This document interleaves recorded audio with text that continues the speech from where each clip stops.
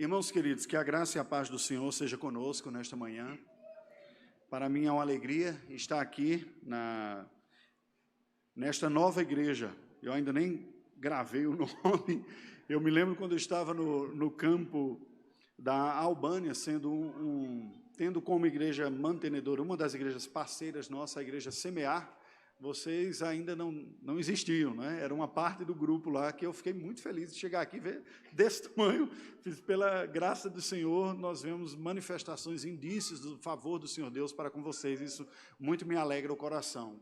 Um dos presbíteros, que eu não me recordo o nome agora, estava me contando quando que o trabalho começou. Precisamente nós estávamos na Albânia e quando foi organizado a gente estava em Portugal. Enfrentamos algumas lutas.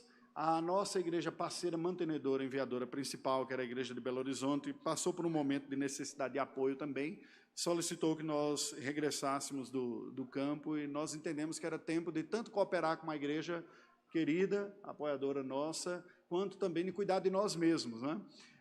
O campo missionário, às vezes, funciona como um campo de batalha, que você leva umas balas, aí você tem que cuidar das feridas. Aí, depois delas terem cicatrizado, nós retornamos o nosso desejo e nos apresentamos de novo para ir ao campo missionário. Está comigo a minha esposa Veridiana, está lá atrás. Fique em pé, por favor, Veridiana. E a minha esposa que veio, nós viemos para participar de uma conferência teológica no Seminário Presbiteriano e aproveitamos o final de semana com a proximidade do reverendo Marcelo, né? Vocês conhecem também, colega nosso, amigo, e missionário também, há mais tempo, professor no seminário aqui também, nós temos muita proximidade e algumas similaridades.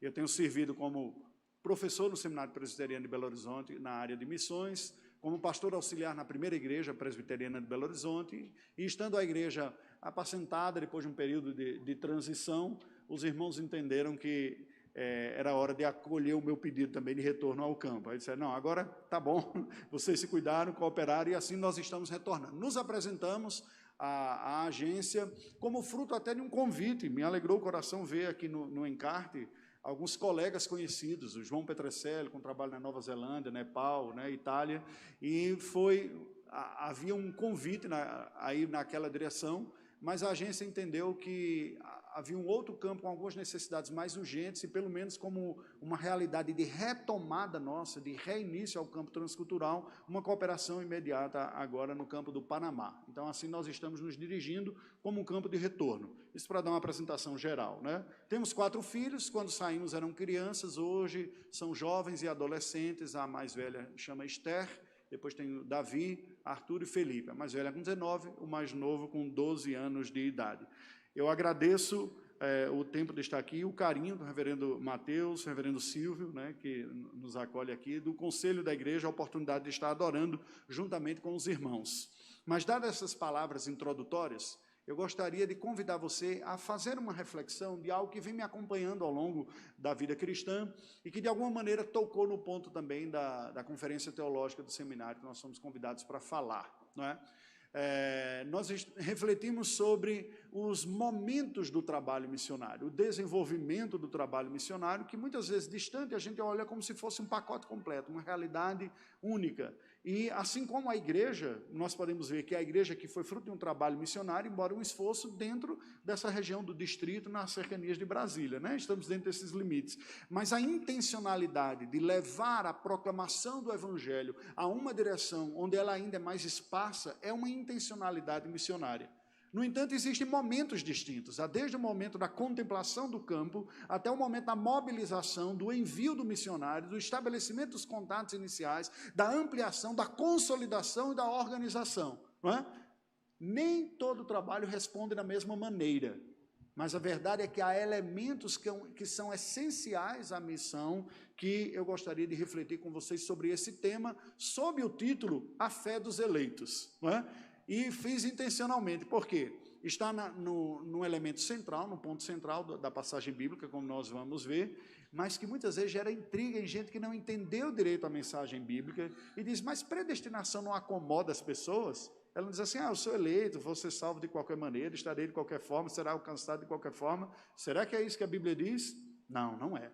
Vamos ver o que a palavra de Deus tem a nos dizer sobre a fé dos eleitos e como essa fé aparece, se processa e produz resultados na vida cristã. Eu lhe convido a abrir a palavra do Senhor na carta do apóstolo Paulo a Tito, capítulo 1, versículos de 1 a 4. Veja o que a palavra do Senhor nos diz, nesta que é uma das 3 cartas pastorais. Acompanhe a leitura. Paulo, servo de Deus e apóstolo de Jesus Cristo, para promover a fé que é dos eleitos de Deus e o pleno conhecimento da verdade segundo a piedade, na esperança da vida eterna, que o Deus que não pode mentir, prometeu antes dos tempos eternos, e em tempos devidos manifestou a sua palavra mediante a pregação que me foi confiada por mandato de Deus, nosso Salvador.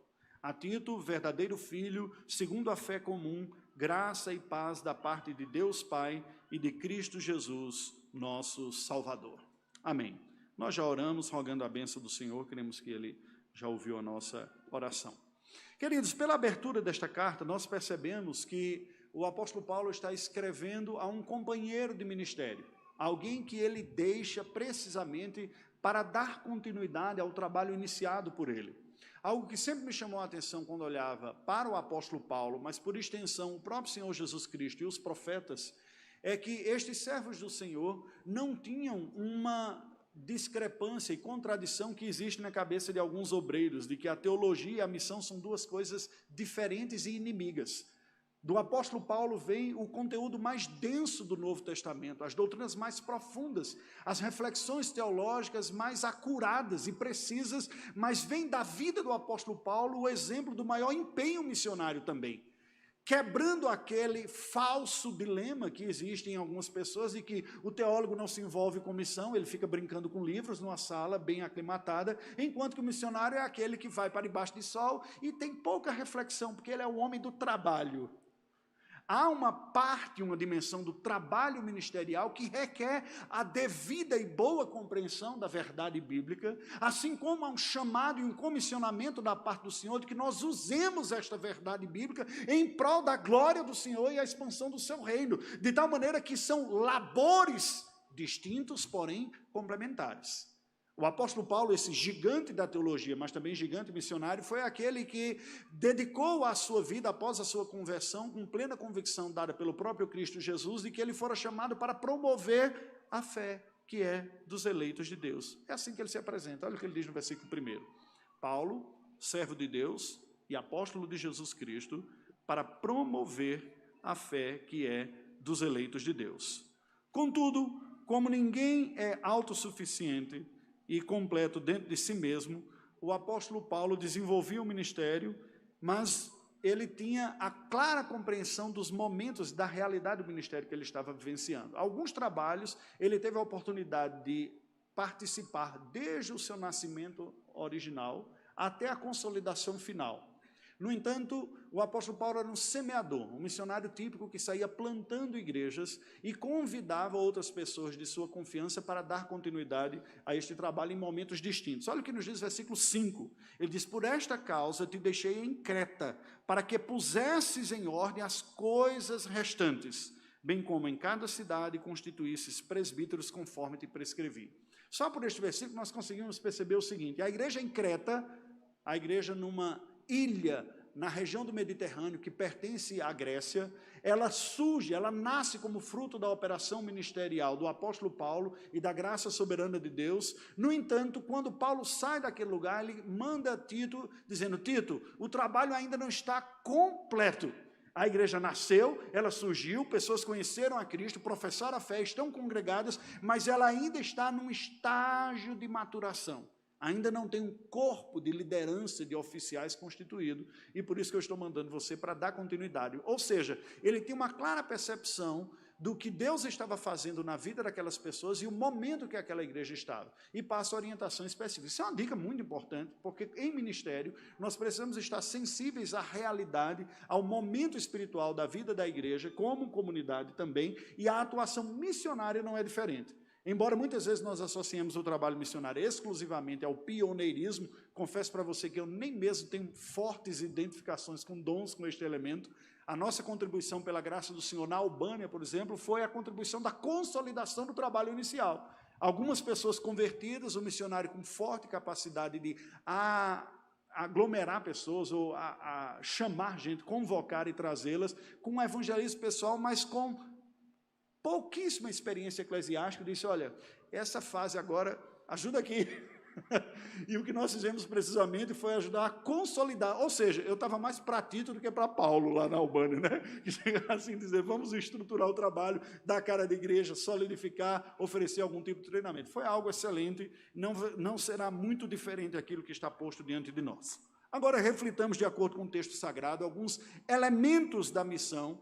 Como é que nós podemos ver, a partir do discurso da fé dos eleitos de Deus, o que temos a aprender aqui? Primeiro deles, a fé dos eleitos é uma fé que requer uma missão. Ela não cai pronta do céu. O eleito não está dormindo e diz, eu era um perdido, acordei, sou eleito, estou salvo em Cristo Jesus. Requer uma mobilização, um trabalho. Olha como Paulo descreve isso. De novo, Paulo, servo de Deus e apóstolo de Jesus Cristo, para promover a fé que é dos eleitos de Deus e o pleno conhecimento da verdade segundo a piedade. Olhemos para a descrição de Paulo. Embora no modelo de cartas do Novo Testamento ele se comece sempre com uma apresentação, a apresentação não é protocolar ou formal, ela tem informações importantes. Os elementos que ele chama para se identificar apontam para o propósito que ele quer dizer. Não é? Nós temos vários elementos que nos compõem, não é verdade? Nós podemos nos apresentar em nome da nossa família, da nossa formação profissional, da conta bancária nossa, da roupa que a gente veste. São várias identidades que nós carregamos conosco. O que é que ele pensa de tudo que ele é? Ele diz, eu sou servo de Deus e apóstolo de Jesus Cristo. Duas consciências ricas e profundas e necessárias para alguém que tem consciência de missão. O que sou? Eu sou um escravo do Senhor. A palavra escravo tem conotação muito negativa na língua portuguesa, em virtude do nosso histórico, né, de escravidão muito dolorosa. Possivelmente tenha sido esse o motivo pelos quais os editores da Sociedade Bíblica do Brasil escolheram colocar a palavra servo para traduzir a palavra grega doulos, mas literalmente significa escravo. Escravo soa estranho para nós, mas o que Paulo está dizendo é o seguinte, eu tenho um Senhor, eu não sou autônomo, eu não sou senhor e gestor da minha própria vida, há um outro que manda em mim. As minhas vontades, o meu desejo e a minha vida é cumprir a vontade daquele que é Senhor sobre mim. Deus é o meu Senhor. Segunda identificação que ele apresenta de si mesmo, um apóstolo. Muito tem sido dito sobre apóstolo, inclusive tem uns neo-apóstolos por aí, tentando evocar para si uma categoria espiritual acima, não apenas da igreja, mas da liderança eclesiástica. A palavra apóstolo tem pelo menos 3 sentidos no Novo Testamento. Tem um sentido de posição institucional, que são os 12 apóstolos que Cristo convocou para serem aqueles que vão lançar os fundamentos da igreja de Cristo e que, por extensão, acabam também sendo os porta-vozes da autoridade da revelação do Novo Testamento. Os 2 sentidos. Primeiro, posição, era o número de 12, foram aqueles que fundaram. Segundo sentido, portadores de revelação. Paulo, quando escreve aos Efésios, diz que a igreja está edificada sobre o fundamento lançado pelos profetas e apóstolos. Ou seja, 2 categorias especiais que o Espírito Santo diz, vou usar essas pessoas para comunicar a minha revelação especial. Não é? Então, é no corpo apostólico, na nova aliança, não exclusivamente os apóstolos, porque não são exatamente o mesmo sentido, a primeira posição institucional, o segundo portador de revelação.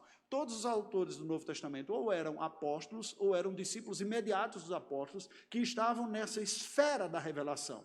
Mas há um terceiro sentido, que é o sentido literal desta palavra, que nos comunica uma identidade permanente na missão. Pois nós não temos mais os 12 apóstolos originais, nem temos mais portadores de nova revelação. Aí você diz, então essa palavra caducou, não tem mais nenhuma importância para hoje. Não, curiosamente, é o sentido literal da palavra. A palavra apóstolo, na língua grega, significa enviado. Olha que interessante. E nesse sentido, a igreja permanece tendo aquelas pessoas que ela identifica a vocação de portadores da mensagem cristã e que são enviados pela igreja, comissionados a levar a mensagem mais adiante. A igreja continua tendo. A fé dos eleitos de Deus não virá por acaso. Virá como fruto de pessoas que, tendo consciência de que são servos de Deus e comissionados e enviados para uma missão, obedecem. Instrumentos nas mãos daquele que executa a obra da sua igreja. Agora, olha como ele continua. Ele diz, eu sou servo de Deus, apóstolo de Jesus Cristo, propósito. Aqui ele descreve a missão, para promover a fé que é dos eleitos de Deus. Havia uma convicção em Paulo que, historicamente, quando nós estudamos a história da igreja, tem estado presente no coração dos missionários da igreja, que levam as pessoas a romperem barreiras, cruzarem oceanos, se lançarem a aprender outros idiomas, se dirigirem a outros povos, que é o seguinte: há um povo eleito pelo Senhor e uma fé que vai surgir no tempo de Deus. Ele diz: eu sei que eu sou chamado por Deus para promover a fé que é dos eleitos de Deus. Curiosamente, na língua grega, a palavra promover está oculta, é um verbo oculto. Mas como é um verbo oculto? Paulo simplesmente está dizendo no grego o seguinte: chamado para a fé dos eleitos de Deus. Ele tem um objeto, o foco é no objeto. É como se ele olhasse uma multidão e disse: tem eleito que vai ter fé. E eu sou simplesmente um instrumento para anunciar, para que essa fé surja, e uma vez surgindo, se desenvolva e a igreja se estabeleça madura. São essas pessoas, precisamente, que são os ministros do Evangelho. Aqueles que são chamados por Deus para, na instrumentalidade divina, fazer com a fé, que a fé cristã surja e se desenvolva. Porque olha como ele descreve: para promover a fé que é dos eleitos de Deus, e em seguida, conjunção aditiva, né? E o pleno conhecimento da verdade segundo a piedade. Gente, é fantástico isso aqui. O trabalho missionário não pode ser visto só como aquela coisa inicial, de evangelizou e você sai largando as pessoas por aí. Aqueles que nasceram, o papel do obstetra precisa ser acompanhado do papel do pediatra. Você vai acompanhar essa criança para se desenvolver. E a bem da verdade vai ter que ir até o geriatra, né? Porque alguém um dia vai fechar os olhos aqui, você tem que acompanhar todo esse processo do desenvolvimento. Paulo diz: para promover a fé, que é dos eleitos de Deus, que não é só vê-la surgir, mas é vê-la também se desenvolver, ao ponto dele dizer: o pleno conhecimento da verdade segundo a piedade. Já percebeu que pelo menos 2 distorções sobre a doutrina da eleição são destruídas aqui só nesse argumento, nesse primeiro versículo? Primeiro, os eleitos não virão de qualquer maneira, eles virão porque alguém vai proclamar. E o segundo, a eleição, ela nos convida a um conhecimento maduro e a piedade. Ah, eu sou eleito, vou viver de qualquer maneira. Estava conversando com a Ângela, né, que nos trouxe carona aqui, ele disse: não entendeu. O que Paulo está dizendo claramente aqui é o pleno conhecimento da verdade segundo a piedade. É esta maneira que Deus tensiona, pretende e comunica conhecimento na sua palavra. Para que serve o conhecimento bíblico? Para ganhar gincana? Gente, nem o departamento infantil é muito legal se a gente ficar estimulando esse tipo de sentimento, né? De atitude. Vou concorrer e vou acertar mais perguntas. Sabe, uma pergunta, a pessoa fica: eu sei a resposta. Acertei todas. Né? O pleno conhecimento da verdade, segundo a piedade. O que tenho aprendido, eu estou relacionando com a minha vida. Isso é piedade. Piedade é a capacidade de discernir a verdade de Deus e olhar para a própria vida e dizer: como ela se aplica aqui e como eu vivencio. O ministério tem este propósito. A missão tem esse propósito.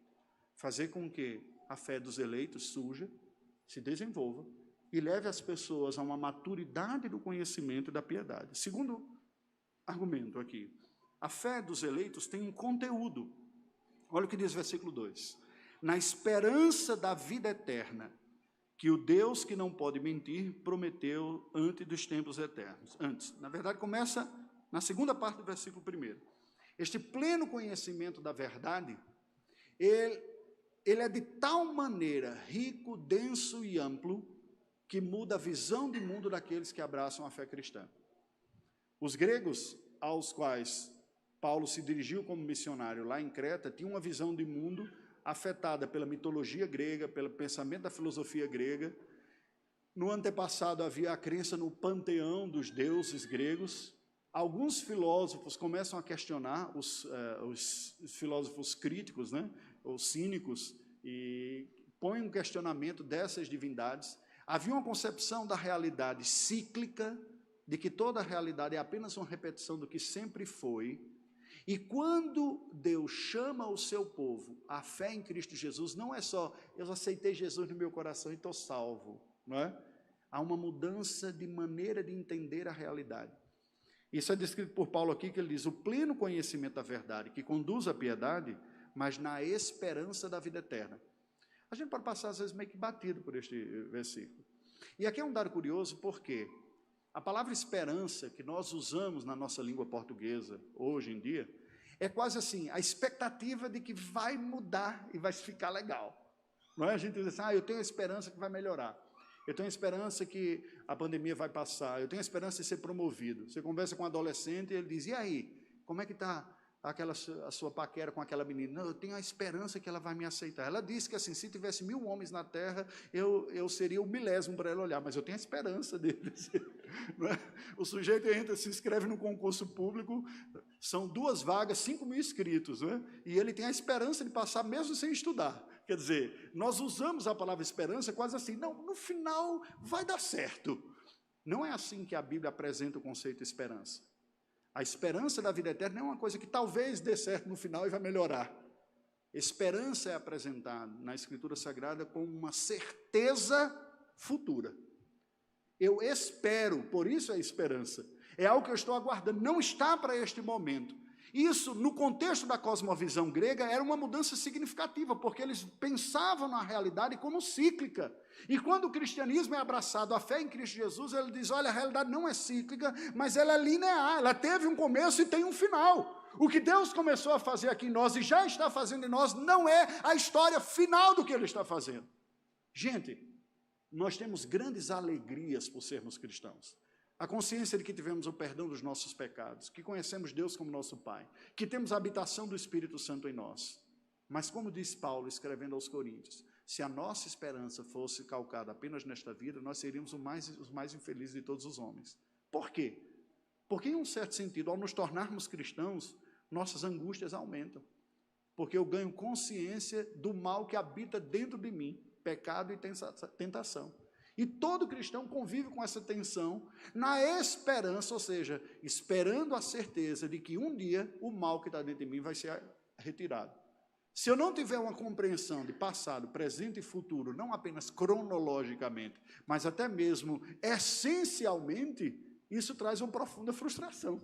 E ele está dizendo que eu estou anunciando para vocês uma palavra que do pleno conhecimento, segundo a piedade, que é dos eleitos de Deus, e é a esperança da vida eterna, que já experimentamos como vida eterna pela presença de Deus em nós.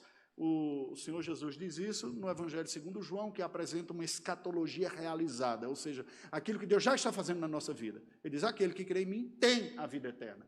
Não é? Quando ele ora na oração sacerdotal, ele diz, e a vida eterna é isso, que conheçam a ti e ao teu Filho Jesus Cristo. Agora, todos nós sabemos que essa vida eterna ainda não está sendo desfrutada na sua plenitude. E nós aguardamos o momento em que estaremos na presença do Senhor e todo o mal que há em nós será eliminado. É esta a esperança da vida eterna e que, para o contexto aqui de Creta, significava uma mudança de cosmovisão.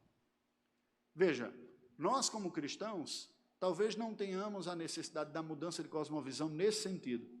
Aqui, cristãos já ocidentais, depois de 2000 anos de cristianismo. Mas certamente há muitos elementos na nossa visão de mundo que precisam ir sendo trabalhados, renovados e restaurados pela verdade do Evangelho. A fé dos eleitos requer essa mudança. Mas há mais, há um recurso, versículo de número 3, ainda começando no 2, depois ao 3, é sempre de transição aqui. Ele diz, a esperança da vida eterna, que o Deus que não pode mentir, prometeu dos tempos eternos, e em tempos devidos manifestou a sua palavra, mediante a pregação que foi confiada por mandato de Deus, nosso Salvador. Preste atenção, o que é que Paulo está dizendo aqui? Esta mudança, esta execução na história do plano redentor, esta fé dos eleitos, que alcança o coração dos eleitos e começa a produzir mudança de compreensão e de vida, e que vai se executando até a eternidade, já tem sido anunciada por Deus desde os tempos antigos. Desde o jardim, quando ocorre a queda. E Deus fala para Adão e Eva, né? O descendente da mulher vai esmagar a cabeça da serpente. Já um anúncio de que seria executada uma obra de redenção. E paulatina e crescentemente Deus levanta mensageiros para ir acrescentando e dando mais conteúdo a essa mensagem de redenção, aquilo que nós chamamos de revelação progressiva.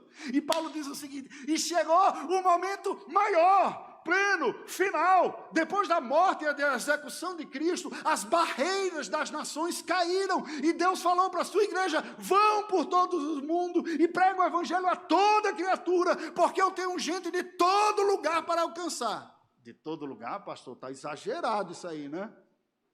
Apocalipse.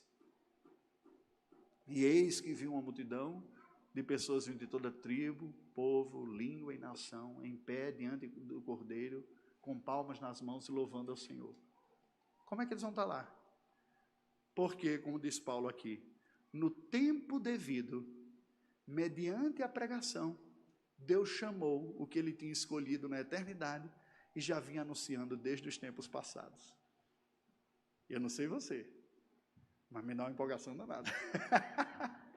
E saber que a gente está nesse momento de que a ignorância dos povos e das nações foi vencida pela obra de Cristo na cruz, e os portais da resistência foram quebrados, é isso que significa igreja cristã, cristianismo e trabalho missionário.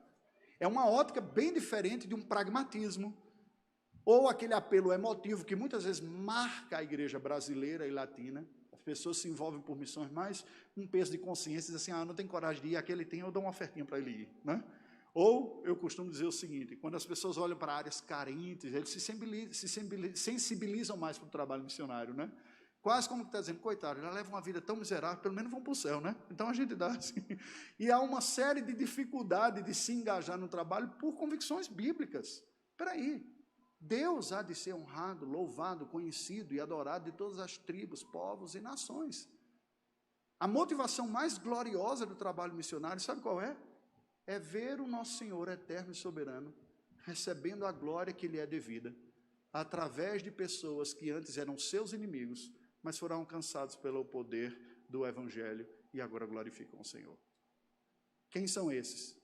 Os eleitos. A gente não sabe quem são de antemão. E nem mesmo sabemos qual é o tempo do alcance da vida deles.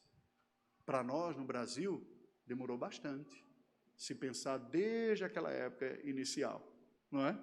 Para alguns outros povos, eles ainda estão na espera.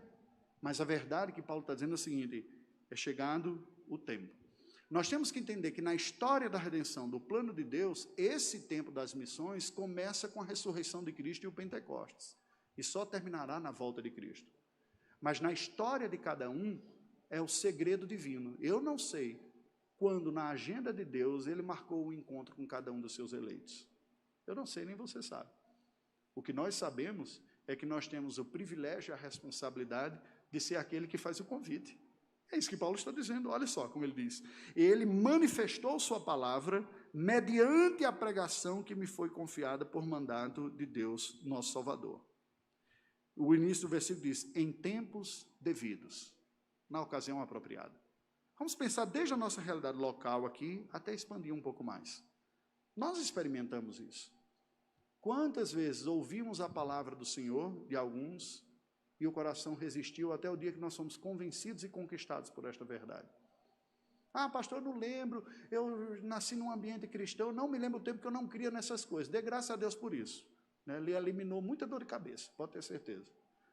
Aí você diz, mas fulano não crê. Eu falo, eu acho que ele não é eleito, não. O tempo devido de Deus é um segredo para nós. Ele não estabeleceu.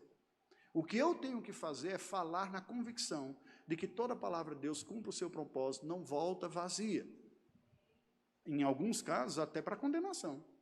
Daqueles que resistem, que não querem, vai se vir para a condenação deles, para que não haja justificativa. O razoável no nosso coração e o desejo é, eu entrego a palavra na expectativa, no desejo de que Deus me dê a graça e a alegria de ver frutos sendo acolhidos. A gente costuma dizer o seguinte, que o trabalho missionário, que não pode ser medido por um pragmatismo, ele é marcado pela fidelidade na entrega da mensagem, como Paulo diz aqui, a entrega da mensagem, a pregação. Mas o tempo é o tempo de Deus. Algumas pessoas se dedicam anos, às vezes gerações, para levar a palavra a um povo endurecido. E alguns chegam a morrer sem nunca ver frutos. Alguns dizem, olha, é uma geração semeia e uma outra geração colhe.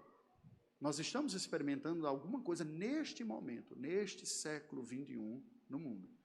Partes do mundo, especialmente no continente asiático, que têm sido parcamente, por várias restrições históricas, culturais, linguísticas e religiosas, recebido mensagem cristã, e muitos deram sua vida sem ver frutos, mas que agora começam a aparecer. Percebem? Deus tem o seu tempo. Nós não temos a agenda de Deus quanto ao tempo, mas temos quanto à nossa tarefa. E devemos ir na convicção: Senhor, estou entregando a palavra. Por fim, nós vemos aqui uma relação na missão. A fé dos eleitos, como eu falei, ela não cai do céu, não é por acaso, ela é fruto de uma missão daqueles que são de Deus, cumprindo a sua tarefa de pregar. Ela tem um conteúdo, os eleitos vão crer ao ouvir a mensagem, né? A fé vem pela pregação, é a pregação da palavra de Cristo. Ela tem um recurso, né? Que é a própria pregação, o anúncio, e ela tem uma relação. Versículo 4. A Tito, verdadeiro filho, segundo a fé comum, graça e paz da parte de Deus e de Cristo Jesus, nosso Salvador. Eu gostaria de destacar aqui o quê? A relação pessoal. Paulo diz que Tito é o quê? Filho, verdadeiro filho, segundo a fé comum. Algumas pessoas, você já pode ter ouvido, em alguns contextos, a gente ouve dizendo assim: fulano é meu filho na fé. Já ouviram essa expressão? O que é isso que nós dizemos? Eu, pela graça do Senhor, tive a oportunidade de apresentar o Evangelho para fulano, Beltrano, e ele veio a crer. De tal maneira que ele se tornou meu filho na fé. Não é da carne, não é da família, mas se tornou na fé. Essa é a dinâmica padrão que Deus usa para comunicar a fé dos seus eleitos.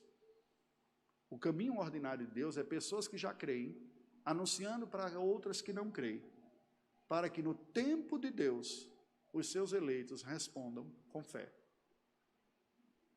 Não há nada mais glorioso do que ser instrumento nas mãos de Deus e ver alguém conhecendo o Senhor e crescendo. E preste atenção, conquanto haja na vida da igreja, Deus estabeleceu pastores, oficiais para desenvolver o seu trabalho, todo cristão tem o privilégio de ser chamado para ser testemunha de Cristo Jesus.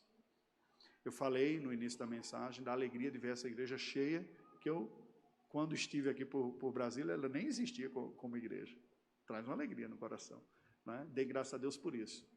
Mas nem necessariamente é a realidade de toda a igreja cristã. Nós vivimos um tempo na Albânia, quando a igreja não tinha uma segunda geração, era apenas a primeira, começando a crescer, bem pequenininha.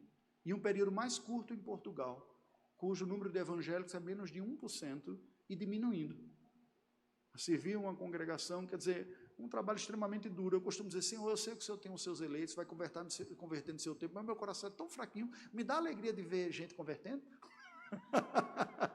Eu sei que o Senhor requer de mim a fidelidade na entrega dessa palavra, mas eu queria tanto, né, ser aquele profeta que é ouvido e não ser Jeremias, que é escarnecido.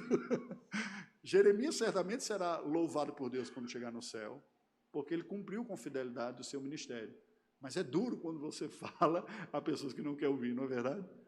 Nós devemos, no entanto, por outro lado, dizer o seguinte: não é meu poder a conversão, não é minha capacidade, mas é minha responsabilidade a aproximação, aproximar das pessoas. E é o meu privilégio tomar parte no que Deus está fazendo. Pensem vocês aqui, quantas pessoas vocês conhecem que Deus, na sua providência, colocou próximo a vocês, parentes e amigos. Imagine o potencial de difusão do Evangelho se cada um de vocês se olhar testemunha de Jesus Cristo. Como não será muito maior do que nós pensarmos apenas: vamos lá na Igreja Redenção para ouvir o meu pastor pregar? Entendem? É isto que Paulo, quando nem sempre, em uma boa parte da vida, não tinha uma igreja estabelecida, mas tinha pessoas que ele olhava e aproveitava a oportunidade. Investiu na vida de Tito, ele se torna pastor da igreja de Creta. Investiu na vida de Timóteo, quando era adolescente também, e deixa na igreja de Éfeso, um dos maiores trabalhos que ele fez. E assim esse trabalho vai se multiplicando. Deus tem um modus operandi de movimento. Para concluir, irmãos, nós temos diante de nós um desafio que, curiosamente, foi a única parte do mundo que eu não tinha pensado em servir como missionário, que era a América Central. Confesso para vocês que eu olhava até meio assim: é aquele corredor de passagem de quem está saindo da América do Sul para ir para os Estados Unidos a pé. Não é? Um país pequenininho, mas o desafio da PMT para nós foi precisamente isso. Olha, vocês serviram lá na Albânia um tempo curto, mas ajudaram a consolidar o trabalho. Há um trabalho antigo, há mais de 10 anos, que por diversos fatores não se desenvolve. Nós gostaríamos que você considerasse a possibilidade de cooperar naquele lugar. sem falsa piedade ou falsa modéstia.